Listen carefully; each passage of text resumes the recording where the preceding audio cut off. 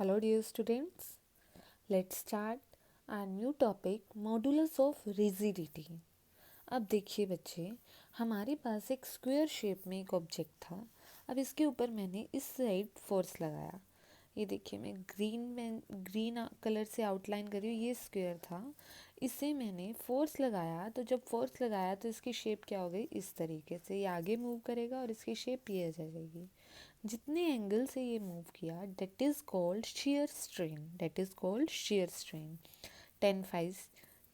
अब देखिए फाइव बहुत स्मॉल है, तो फाइव स्मॉल है तो आप चाहे साइन फाइन कीजिए चाहे 10 फाइव कीजिए, वो फाइव के इक्वल आएगा. और वो किसके इक्वल आया, 10 फाइव निकाला x/l. ठीक है, साइन कोस 10 का आपको निकालना आता है. हमारे पास क्या आएगा, perpendicular upon base. What is perpendicular, x and the base is l. Clear. This is shear strain.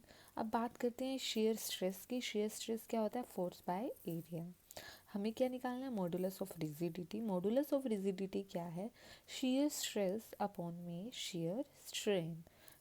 Shear stress upon में शेयर स्ट्रेन, और नीटा से डिनोट करते हैं. This is modulus of rigidity. यहाँ बेटा आपको इसका फॉर्मूला लर्न करना है, यहाँ से बाय चांस कोई क्वेश्चन बन सकता है. आगे हम बात करते हैं थर्मल एक्सपेंशन की. थर्मल एक्सपेंशन से हमारा क्या रिलेशन है, हीट. थर्मल मतलब हीट. अगर आप किसी भी ऑब्जेक्ट को हीट देते हैं तो हीट देने पर उसमें क्या चेंज आता है. अगर आप किसी भी चीज़ को हीट करते हैं तो टेम्परेचर बढ़ता है. टेम्परेचर का सीधा लिंक किससे है, kinetic energy of particles. Temperature increase होगा तो काइनेटिक एनर्जी भी इंक्रीज होगी पार्टिकल्स की. काइनेटिक एनर्जी इंक्रीज हो रही है तो average gap between particles also increases. क्या होगा, एवरेज गैप पार्टिकल्स के बीच में वो भी इंक्रीज हो जाएगा और मैटर जो है एक्सपेंड हो जाएगा. ठीक है, याद रखिए क्या क्या पूरे स्टेप्स में होगा. देखिए जैसे आप किसी चीज़ को हीट करते हैं तो वहाँ टेम्परेचर बढ़ेगा. टेम्परेचर बढ़ेगा तो उन पार्टिकल्स की काइनेटिक एनर्जी में इंक्रीज होगा. काइनेटिक एनर्जी इंक्रीज हो रही है तो एवरेज गैप पार्टिकल्स का इंक्रीज होगा. गैप पार्टिकल्स का इंक्रीज हुआ है तो मैटर जो है वो एक्सपेंड हो जाएगा. जैसे ही हमारा मैटर एक्सटेंड हुआ, अब देखिए मैंने आपको एग्जांपल देके समझा रही हूँ. यही लेट कर लीजिए हमारा ये मैटर था, एक रोड थी. इस रोड की लेंथ l है. इनिशियली इसका टेम्परेचर Ti है. After some time final temperature पर जब मैंने थोड़ा टेम्परेचर इंक्रीज़ किया, इसकी लेंथ में इंक्रीज़ हो गया और लेंथ क्या बन गई हमारी, l+gl. ठीक है, ये चेंज आया. देखिए चेंज इन लेंथ किसके डायरेक्टली प्रोपोर्शनल होगा, लोग क्या कहता है, change in length is directly proportional to change in temperature. Second चीज़ है, ये किसके प्रोपोर्शनल है, इनिशियल लेंथ के भी प्रोपोर्शनल होता है कि कितना चेंज आ रहा है. दोनों को कंबाइन किया तो हमारे पास प्रोपोर्शनैलिटी की जगह एक कांस्टेंट आया. That constant is called coefficient of linear thermal expansion. Coefficient of linear thermal expansion याद कीजिए, हमने सेकेंड यूनिट में किया था ये.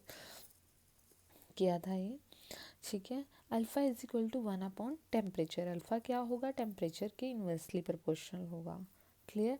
जैसे ही आप बेटा इसे इंटीग्रेट करेंगे तो आप यहाँ से देखेंगे अल्फ़ा तो एक कांस्टेंट आ गया, एल इससे डिनोट डिवाइड हो गया, dt/t आ जाएगा. फाइनल टेम्परेचर अपॉन में इनिशियल. क्लियर. आप देखिए इसके बेस पर कुछ क्वेश्चंस देख लीजिए. देखिए अब मैंने कहा आईआईटीज़ में क्वेश्चन आया हुआ है बेटा, आईआईटी में. तो देखिए लेट कर लीजिए ये एक स्क्वायर है. स्क्वायर में से मैंने एक राउंड आर रेडियस का पेपर काट लिया. कोई भी मान लीजिए कोई भी ऑब्जेक्ट था स्क्वायर का, और मैंने आर रेडियस का वहाँ से उस ऑब्जेक्ट को कट कर दिया. और अब मैंने टेम्परेचर को इंक्रीज़ किया. इस स्क्वायर की डायमेंशन क्या थी, a. अब मेरे पास दिया हुआ है, बताइए जैसे जैसे टेम्परेचर इंक्रीज़ होता है, एज टेम्परेचर इंक्रीजेज, बताइए क्या ए इंक्रीज होगा, आर डिक्रीज होगा, या फिर आर इंक्रीज हो रहा है, ए डिक्रीज हो रहा है.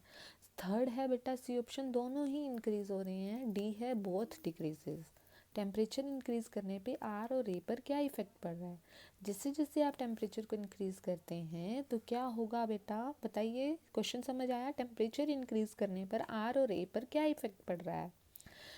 आंसर आएगा सी, बोथ इंक्रीजेज. जैसे जैसे आप टेम्परेचर को बढ़ाते हैं हर लीनियर डायमेंशन इंक्रीज होती है, हर लीनियर डायमेंशन इंक्रीज होती है। और कितना इंक्रीमेंट आएगा, देखिए आर एफ जो फाइनल आर होगी वो किसके इक्वल होगी, R initial 1 plus alpha del T.